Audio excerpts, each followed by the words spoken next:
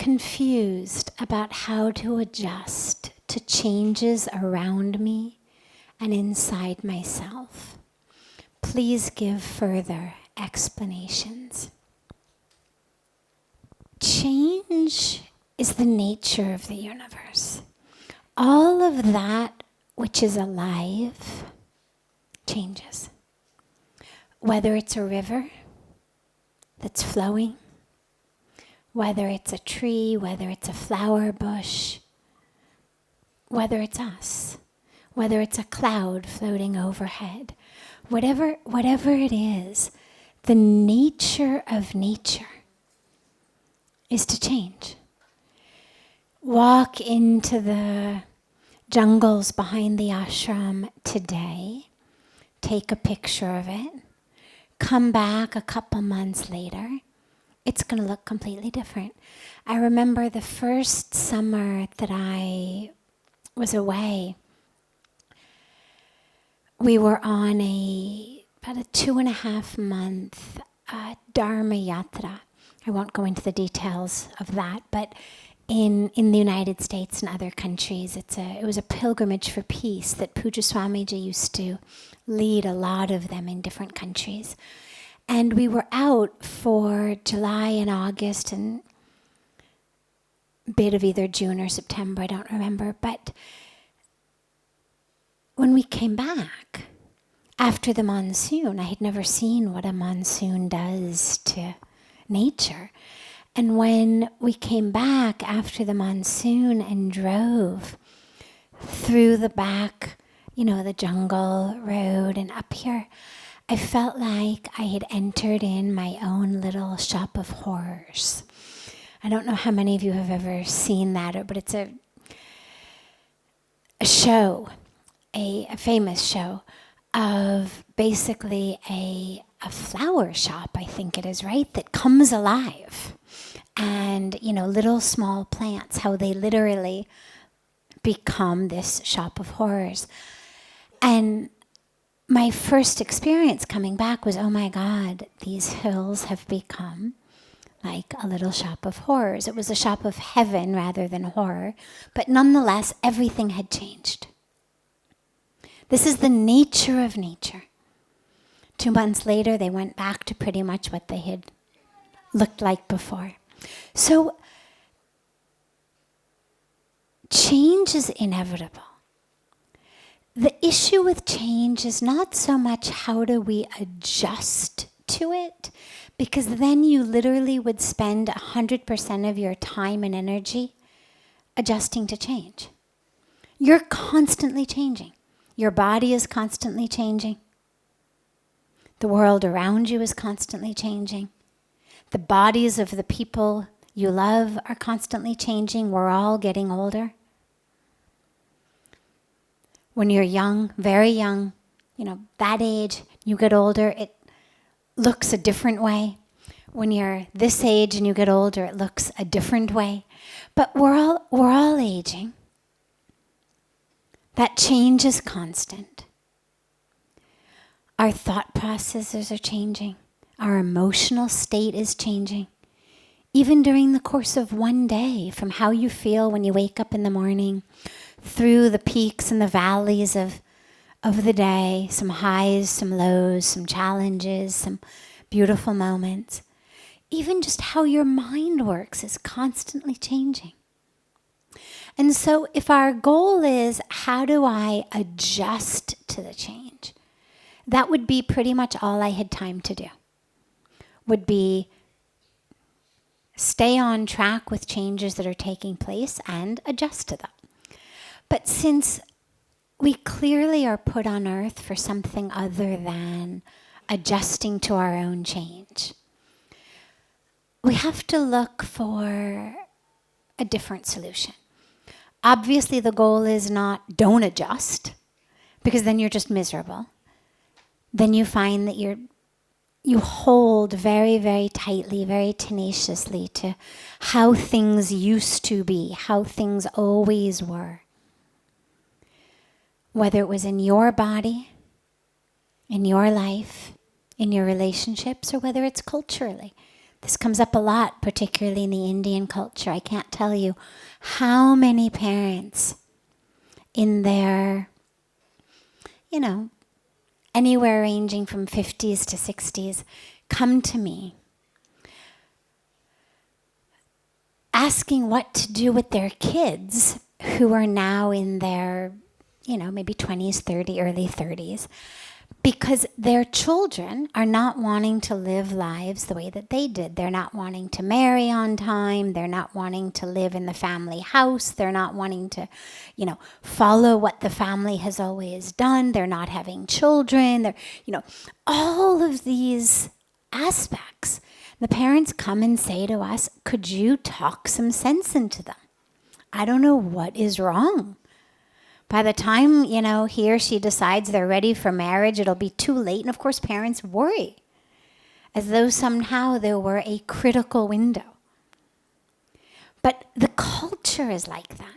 In just a generation, really 2 generations, but even in just 1 generation, this culture is changing drastically.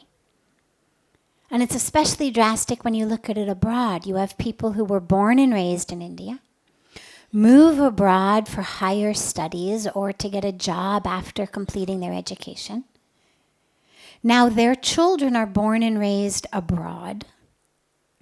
In 1 generation, you have this change.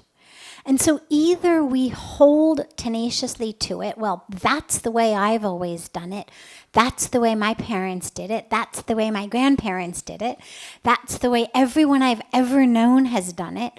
Therefore, it's right. And therefore, you are wrong. And so I'm going to lock you in your room for the next 20 years, or I'm going to, force you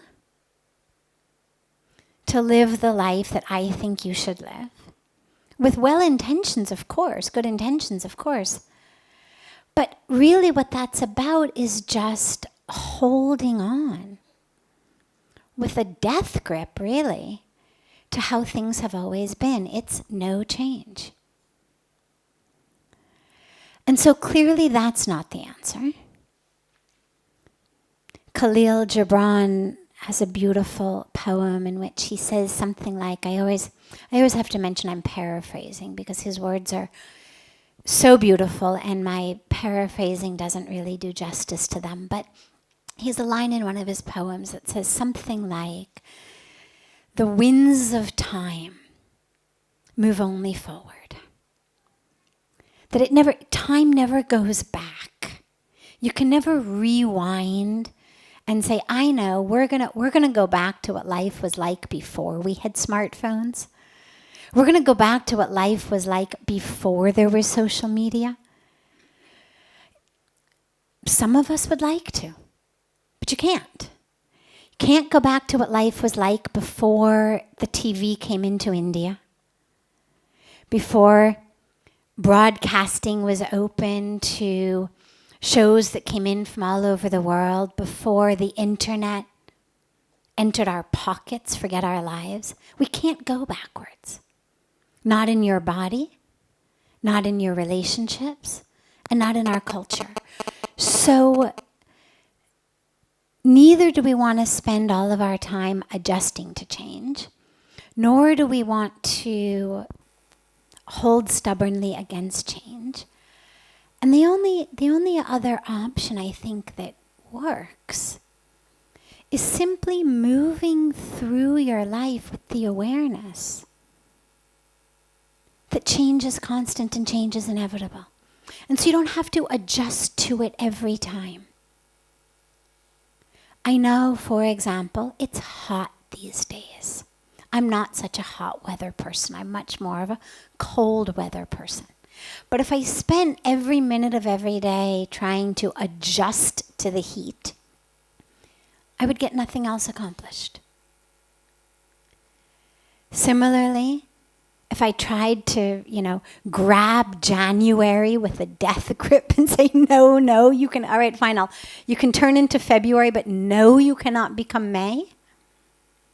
I mean, obviously, the seasons aren't going to listen to me. And so the only option becomes simply an awareness that, Summer comes, and yeah, it's hot. And yeah, you sweat.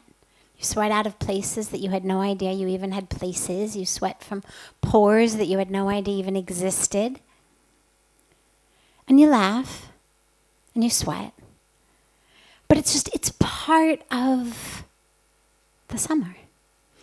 And I think that if we bring this, I try to bring this into every aspect of change in my life. It's just, change is there. How can I coexist with it?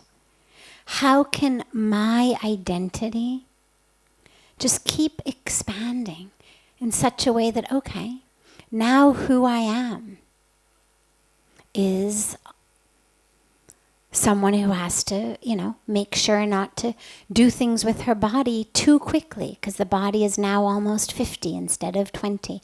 How can my identity of self simply expand to that rather than require constant adjustment? How can we simply hold on to that which doesn't change, which is the soul, the spirit, the self? So we're realigning ourselves. I'm anchoring in that which doesn't change. My soul, my spirit, consciousness, the truth of who I am, unchangeable. Anchor there. And just move through the world with an awareness that everything else is going to keep changing. Ideally, it's going to keep changing for the better. The body doesn't always do that, but ideally, internally, the rest of us does. Internally, my mind, my heart, my thoughts, my emotions. Ideally, day by day, the change that I witness is one for the better.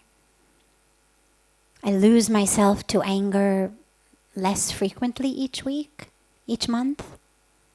Lose track of my thoughts less frequently each week, each month. I'm able to embody a little bit more love, a little bit more presence each week, each month. So ideally that change is going to be a good one. If you find that it's changing in the wrong direction, that you're getting, as Puja Swamiji says, bitter rather than better, it's when we stop and ask, all right, what direction am I going in? So change is inevitable, but we do have a little bit of say over the direction it goes in terms of the internal change, in terms of the choices and the decisions that we make. But that has to be, the presence of change has to be just taken as an absolute companion on your journey through life. Imagine that you had a Siamese twin. Not going to be cut off. You're not going to be separated. Siamese twin there all the time. That twin is change. Wherever you go, there's going to be change. And the more you try to push that other being off, the more frustrating life becomes. And so we just simply open our awareness to the fact that, yeah, everything changes, except the truth of who I am. So that part within me that craves stability, I anchor into the true self. I anchor into the soul, which is timeless and changeless. And then the rest of it, we just try to keep enough space in our awareness for, okay, now this, okay, now that. And try to see whether you can have a little bit of awe and wonder in it. Okay, now this, wow, interesting. All right, wow, now that, okay. What is this teaching me? What am I learning? How am I growing? Or is it just, the trees have grown? But when it's inside, can I have that sense of awe and wonder about the changes inside myself? Wow, all right, another layer. Okay, a little more tension, a little bit more resistance. Interesting. Let's create space for that. You know, one of my favorite meditations is an open eye meditation on Ganga, where, and anyone who has any sort of issues with change, I really recommend this. I used to do this a lot. You sit on Ganga with your eyes open and find a rock. Could be a big rock in the middle of the river. It could be a little rock right on the edge of the river. It doesn't matter where it is. But find a rock over which the water is flowing. But you can still see, but the water is flowing over it. And anchor your visual awareness, your meditative awareness, onto that rock where Ganga is flowing. And just allow the eyes to kind of blur as they do in meditation, but stay right there. And the reason it's so powerful is what you are seeing is constant, it doesn't change. Rock with Ganga. You can keep meditating, keep watching, it doesn't change. It's constant. And yet, because of the nature of the flow of the river, it's in a constant state of change. Even for a split second, it's not the same. Because the water that's running over the rocks is new water every split second. So the essence of the image is the same, water over rock. But the actual reality of the image is constantly changing. And what I learned from doing that was an ability, a habit, to anchor myself in essence rather than form, as much as possible. So the essence of what you're seeing is water on rock, Ganga over rock. Form, constantly changing. Which molecules of water, constantly changing. But if I'm anchored in essence, Ganga, then it's still and constant. So it's a very, very powerful technique to teach you deep inside how to anchor in that which is constant, even in the midst of that continual change.